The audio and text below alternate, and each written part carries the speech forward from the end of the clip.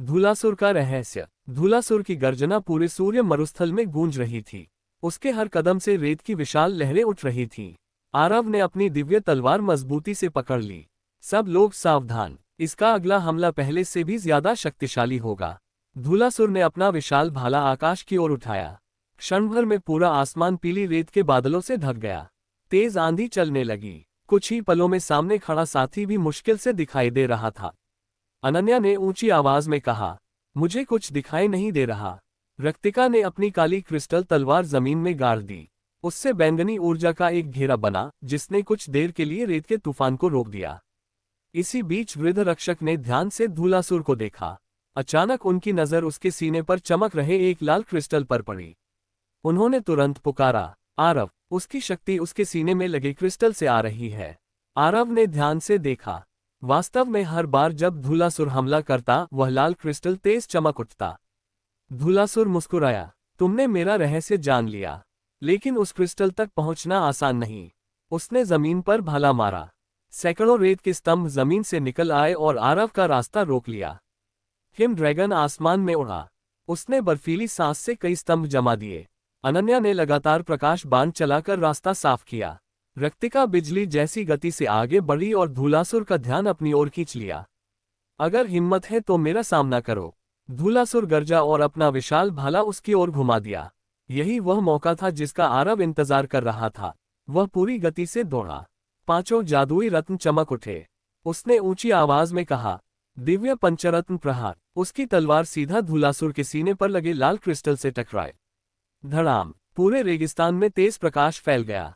लाल crystal में दरार पड़ गई। धूलासुर दर्द से गरज उठा, लेकिन उसी क्षण क्रिस्टल पूरी तरह टूटने के बजाय उससे एक रहस्यमयी सुनहरी रोशनी बाहर निकली। धूलासुर का विशाल शरीर धीरे धीरे शांत होने लगा। उसकी आंखों का क्रोध गायब हो गया। वह घुटनों के बल बैठ गया। भारी आवाज में बोला, धन्यवाद जादुई सम्राट। मैं किसी समय इस मरुस्थल का रक्षक था। अंधकार की शक्ति ने मुझे दैत्य बना दिया था। आरव ने तलवार नीचे कर दी। अब तुम स्वतंत्र हो। धूलासुर ने मुस्कुराते हुए अपनी हथेली खोली।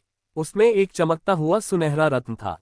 यह मेरी ओर से उपहार नहीं, बल्कि दूसरी दिव्य चाबी तक पहुंचने का मार्ग है। रत्न हवा में उठा और पहली दिव्य चाबी से जुड़ गया। दोनों की रोशनी मिलकर आकाश में एक नया नक्शा बनाने लगी। नक्शे में इस बार एक विशाल बर्फीला पर्वत दिखाई दिया। वृद्ध रक्षक ने आश्चर्य से कहा, ये है हिमशिखर लोक। यही दूसरी दिव्य चाबी छिपी है। लेकिन जैसे ही सभी उस नक्शे को देख रहे थे, दूर एक ऊंची चट्टान पर एक नकाबपोश व्यक्ति खड़ा था। वह चुपचाप ये सब देख रहा था। उसने धीमे से कहा, जादुई सम्राट, अब हमारी मुलाकात का समय भी आ गया है। इतना कहकर वह नीली रोशनी में गायब हो गया। किसी को पता नहीं था कि एक नया रहस्यमय शत्रु उनकी यात्रा का इंतजार कर रहा है। हिमशिखर लोक की ओर सूर्य मरुस्थल में शाम ढल चुकी थी। धूलासुर अब अपने पुराने रक्षक रूप में लौट चुका था।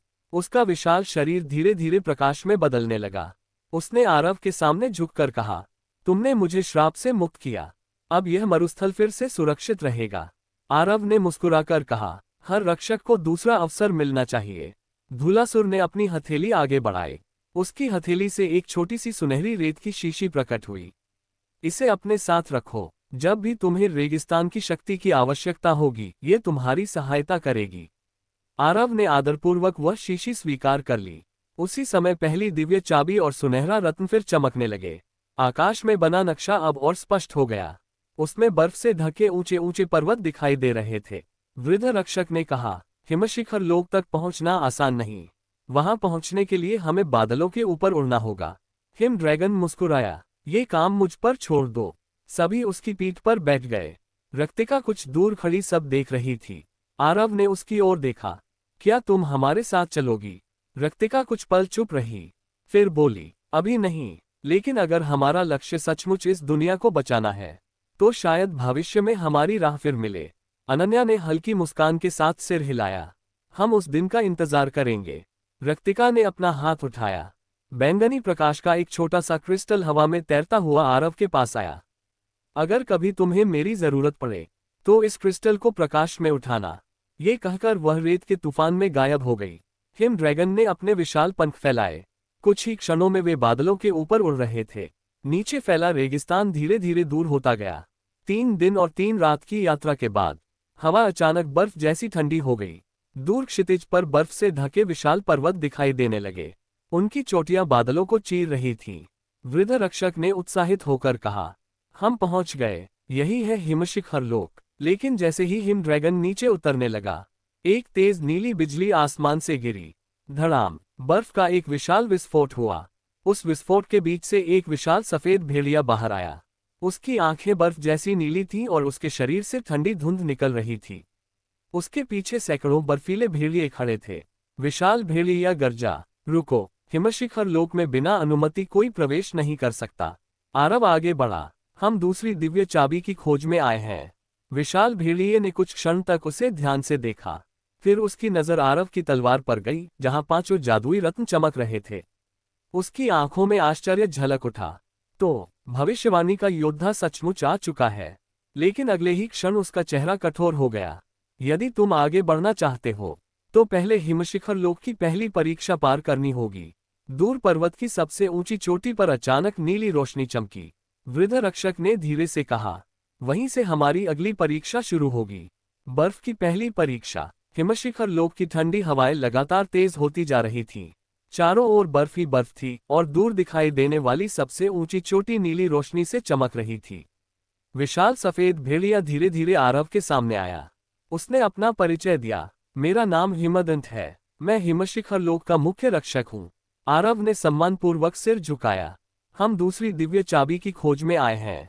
हिमदंत ने गंभीर स्वर में कहा, दूसरी चाबी शक्ति से नहीं मिलती, उसे पाने के लिए तुम्हें 3 हिम परीक्षाएं पूरी करनी होंगी। अनन्या ने पूछा, पहली परीक्षा क्या है? हिमदंत ने पर्वत की ओर इशारा किया, उस शिखर तक पहुंचो, लेकिन रास्ते में कोई हथियार, कोई जादुई शक्ति और कोई उड़ने वाला साथी तुम्हारी मदद नहीं करेगा। ये सुनकर सभी चौंक गए। हिम ड्रैगन ने कहा, तो मैं ऊपर नहीं ले जा सकता? हिमदंत ने सिर हिलाया, नहीं, ये यात्रा तुम्हें अपने साहस और धैर्य से पूरी करनी होगी। जैसे ही उसने अपना पंजा बर्फ पर रखा, आरव की दिव्य तलवार, 5 रत्न और अनन्या का सूर्य धनुष हल्की रोशनी में ढक गए। वे सब कुछ समय के लिए निष्क्रिय हो गए। वृद्ध रक्षक ने आश्चर्य से कहा, यह स्थान सारी जादुई शक्तियों को रोक रहा है। आरव मुस्कुराया, तो इस बार हमें अपने कदमों पर भरोसा करना होगा। यात्रा शुरू हुई। बर्फ कमर तक जमी हुई थी। ठंडी हवाएं चेहरे पर चाकू की तरह लग रही थीं। कई घंटे बीत गए। अनन्या थककर एक चट्टान पर बैठ गई। इतनी कठिन चढ़ाई मैंने पहले कभी नहीं देखी। आरव ने उसका हाथ पकड़कर कहा, थोड़ा और, हम साथ हैं, इसलिए मंजिल भी मिलेगी। वे फिर आगे बढ़े। अचानक चर्र चर्र बर्फ टूटने की आवाज आई। वृद्ध रक्षक चिल्लाए, सब पीछे हटो, लेकिन देर हो चुकी थी। पूरी बर्फ की परत टूट गई। आरव और अनन्या गहरी बर्फीली खाई की ओर फिसलने लगे। आरव ने तुरंत एक बर्फीली चट्टान पकड़ ली। दूसरे हाथ से उसने अनन्या का हाथ मजबूती से थाम लिया। नीचे केवल अंधेरा दिखाई दे रहा था। अनन्या का हाथ धीरे धीरे फिसल रहा था। आरव पूरी ताकत लगा रहा था। तभी ऊपर खड़े हिमदंत ने ध्यान से ये दृश्य देखा। उसकी आंखों में संतोष की हल्की झलक आई। वह बोला, यही पहली परीक्षा थी। स्वयं को बचाना आसान है, लेकिन जो अपने साथी को बचाने के लिए अपनी जान जोखिम में डाल दे, वही दूसरी दिव्य चाबी के योग्य कहलाता है। अचानक नीली रोशनी फैली। बर्फ की खाई अपने आप भरने लगी। आरव और अनन्या सुरक्षित ऊपर आ गए। उसी क्षण दूर पर्वत की चोटी से एक चमकती हुई नीली बर्फ की माला हवा में तैरती हुई उनके सामने आ गई। हिमदंत मुस्कुराया, तुमने पहली हिम परीक्षा पार कर ली, लेकिन अगली परीक्षा तुम्हारे साहस नहीं, तुम्हारे हृदय की सच्चाई की होगी। दूर बर्फीले पर्वत के बीच अचानक एक प्राचीन महल दिखाई देने लगा। उसके विशाल दरवाजे धीरे धीरे अपने आप खुलने लगे। बर्फ के महल का आईना, नीली रोशनी से चमकता हुआ प्राचीन महल धीरे धीरे उनके सामने उभर आया।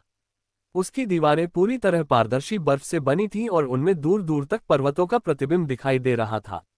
हिमदंत महल के द्वार तक आया और बोला, यही दूसरी परीक्षा होगी, लेकिन याद रखना, इस महल में तुम्हारा सबसे बड़ा शत्रु कोई और नहीं, बल्कि तुम्हारा अपना मन होगा। इतना कहकर वह बाहर ही रुक गया। आरव, अनन्या, वृद्ध रक्षक और हिम ड्रैगन महल के भीतर प्रवेश कर गए। जैसे ही वे अंदर पहुंचे, महल का विशाल दरवाजा अपने आप बंद हो गया। धड़ाम, पूरा कक्ष नीली रोशनी से भर गया।